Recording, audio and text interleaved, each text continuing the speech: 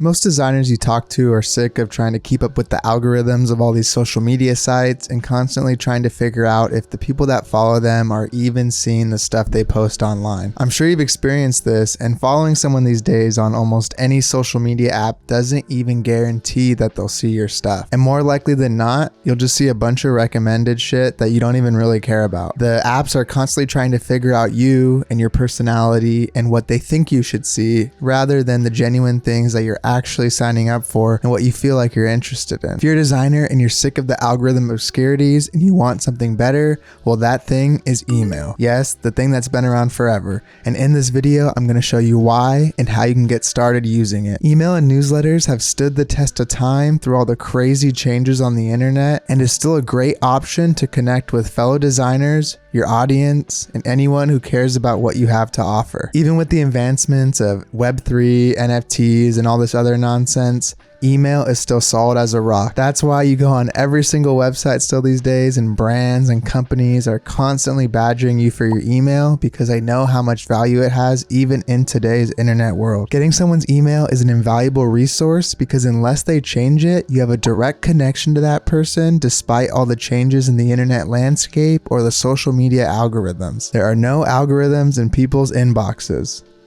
For now. As designers, I believe having a genuine connection with other creatives in your audience is very important these days, and an email newsletter is the best way to do that. It's such a low friction thing as well. All you really need to know how to do is move around some images, sign up for some accounts, and basically be able to type on a computer. I've been writing mine for over a year now, and not only has it been one of the most rewarding things for myself, but it's been an amazing tool for connecting with all of you. What's nice about email is there's no barrier to entry for your audience once they sign up. You don't have to worry about what the algorithms are doing or what Mark Zuckerberg or Elon Musk wants your audience to see. Basically, as long as they find what you do interesting or open the email, they'll actually see it and you can know that they saw it. Speaking of those sites, I'm sure you've noticed for designers and creatives, apps like Twitter and Instagram are kind of falling apart. It seems like without fail, I can go on Instagram and see someone on their story complaining about how no one sees their design work anymore, their reach is down, they're shadow banned, this and that. With the downfall of these apps for creatives, it's become less and less consistent for us to reach new clients and our audience. I don't want to see these talented designers not adapt to video and be stuck spinning their tires on Instagram and not having another way to communicate with the people who really want to see the cool shit that they do. I even made a whole video earlier this year about how I think IG is dead.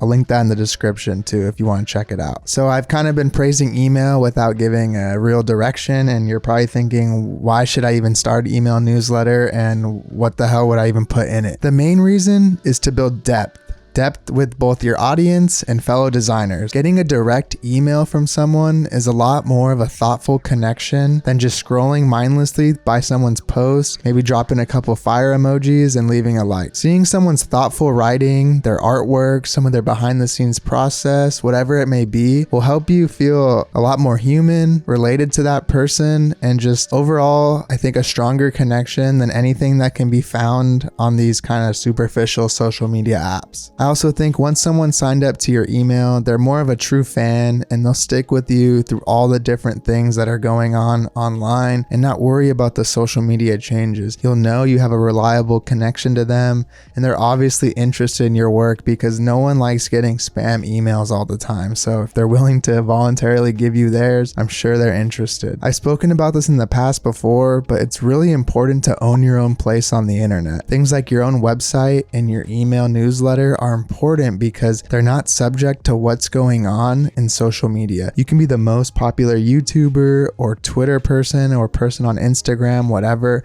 but if those sites make major changes or Twitter gets shut down, you're not gonna have a connection with all these people that you lost. You're not gonna be able to recover that, and it's easier said than done to transfer your following from one site to another. In combination with an email newsletter, I really think it's important to have a website that uses your name, has your work in it, a way to contact you, and hopefully after this video, a link to sign up for your new email newsletter. What you put into this newsletter is genuinely up to you. It can be tips on freelancing, news in the art and design world, a look into your design and creative process, or even just some cool stuff you found online that you want to share with others. It can even be as simple as sharing some finished design work with a little bit of writing. I'm sure you're already writing captions on Instagram anyway. Since I've been writing my newsletter, I pretty much do all that stuff, and it's been very rewarding. There's something about sitting down every week and writing not only about my process, but the actual work I'm working on that's helped me be more reflective, be better at writing copy in my future design work, and just honestly a great way to connect with you all and kind of just journal, but have some accountability on something I need to send every week rather than just writing in an analog journal by myself. This isn't all about me though, so some other newsletters you can check out for inspiration too are Harry Vincent and Sam Thomas. Harry creates a very thoughtful newsletter that always inspires me, and he shares some awesome reflective stuff about things he's found and also himself. Sam Thomas creates these very in-depth reviews of album arts and the different design that goes into the music industry, and these are two completely different personalities and types of newsletters, and they've both figured out how to use this tool to connect with you all. So I'll link those in the description too. I hope at this point you're at least somewhat inspired to start diving into a newsletter, or at the very least creating an email list for when you want to start sending things out. You can literally just start capturing emails on your site if you use Squarespace or whatever. So if you're interested in getting into this,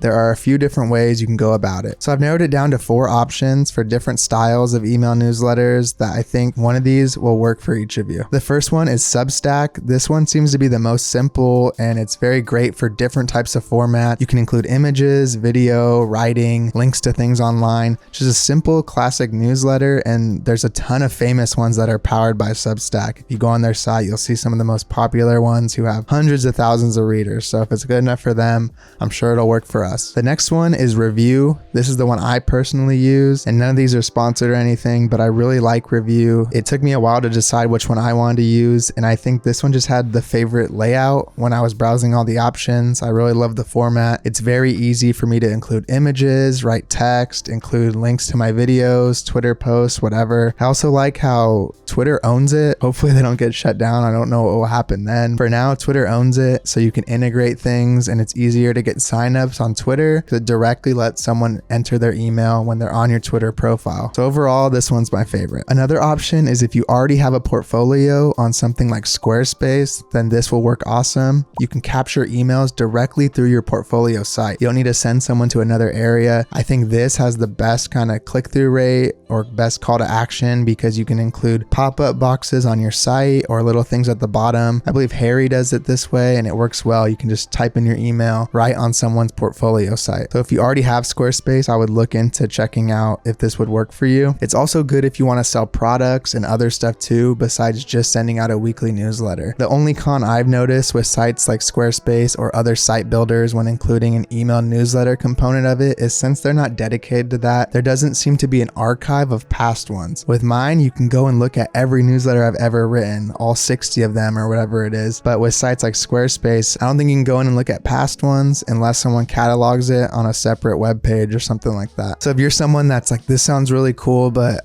Jesse, I don't want to get better at writing, that's not something I'm interested in, then I suggest you check out this one called Pencil Booth. This is some new one. I don't have a lot of experience with it, but I've seen some other creators and designers using it. Basically, it's more of a visual option where you send a few images as a weekly update. I think 4 with small captions. And what's nice about this is it's simple and it's a lot more visual. So that's great for designers and artists, but I could see it be limiting in the future if you want to write more. So maybe if you get started on this, make sure you can answer those emails to a different way if you want to later. So once you've gotten this all set up, you're probably wondering, how do I get people to find out about this? And that's where the apps I talked shit about earlier come into play. Don't get me wrong, I'm constantly aggravated by sites like Instagram and Twitter, but it's still a great tool for transferring that audience over to new things. When I first started writing my newsletter, every week I would post a tweet of the new one, and I'd also post it on my Instagram story. It can feel a little bit spammy, and I know a lot of us have this weird, not very logical embarrassment about promoting our own stuff, but I got over it after a few weeks, and it actually helped me get a lot of signups. And I think there's almost over 600 people now on my newsletter, and that's awesome. I also think it's good to have it in your link in bio page or link tree or whatever you end up using, and just promote promoting it here and there on the different sites, and you can slowly build that up. And if people like it, they'll also share it with other people, and you can organically grow that way. But the most important thing goes back to owning your place on the internet and having a sign up on your own website. Like I said, we can't rely on these apps. So you want it to be in your own area where people can sign up and don't have to completely rely on seeing your Instagram story or some random tweet with a link on it. Thanks so much for watching. If you enjoyed this video, I'd appreciate it if you subscribe to the channel, and you can check out my newsletter linked in the description. I really hope to see more of your email newsletters popping up online. That's it for now, and I'll see you next time. Peace.